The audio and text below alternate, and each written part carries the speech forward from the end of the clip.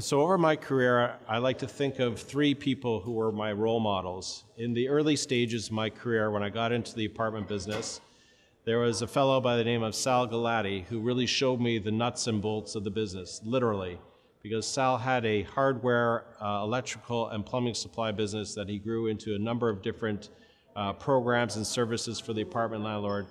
So theoretically, I learned the business from the ground up, and through him, I was able to really learn the ins and outs of the apartment business.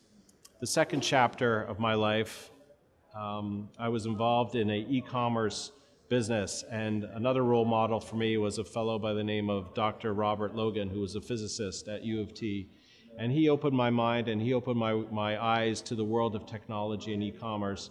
And he really showed me another aspect of business and another aspect of where technology was heading. And this goes back to the mid to late 90s when I was involved in that business. So through Bob and his ideas of how the future would look like, it really opened me up to a whole new way of doing business using e-commerce and the internet. And finally, the last stage of my career, which is where I'm at now, I would say that Jamie Ziegel, who's our managing director and head of our property brokerage team, really has shown me the business from a whole different angle.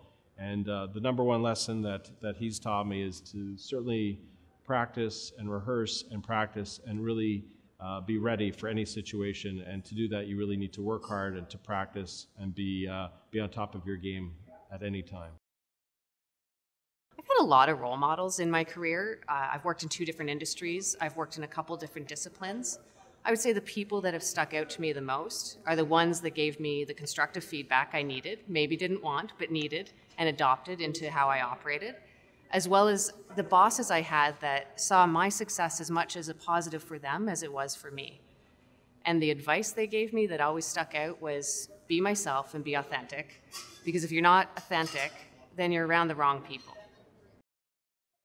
I'm the third generation of my family to be involved in real estate, and as a result, I've had the immediate good fortune to have a number of important role models in my life, none more important than my father, who taught me that business success does not have to come at the expense of your integrity and your commitment. So I've learned to do that in my own career and to be passionate about what it is that I do and have integrity every day.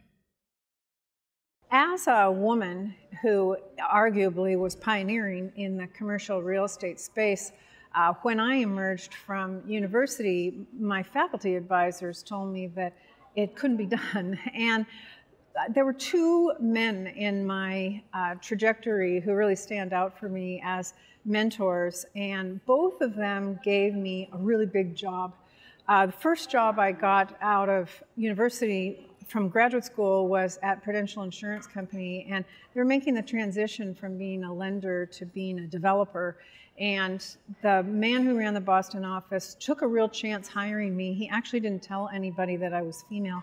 And a couple of years later, when I was transferred to Chicago, the head of the region actually resigned over having a woman imposed on him by the corporate office. So that gentleman's name was Ted Garhart. He is a personal hero of mine, and he was really probably the most unprejudiced person that I've ever encountered in the industry, and I am eternally grateful for him launching my career during a period where it was very difficult to get a job in the commercial real estate industry, and there were absolutely no women in it. The second one is sort of a similar case scenario. I joined an international development company known as the Seltzer Organization, and Philip Seltzer, who was the founder of that family business, took a chance on me, let me set up a region to run myself. I had my own business. I moved to Washington, D.C. to do that. It's a place I had lived, but I hadn't worked. And they let me build a development franchise in the 1980s in the nation's capital during a surging period of increased economic prosperity.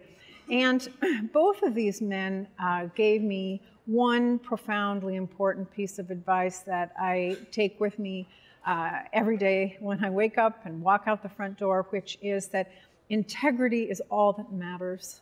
The only thing that goes with you wherever you go is your reputation. And they had the absolute highest personal standards for how they conducted their business, always did the right thing, and were well regarded in the industry well after they both passed away. And I carry that message to my teams and in my daily life in every way.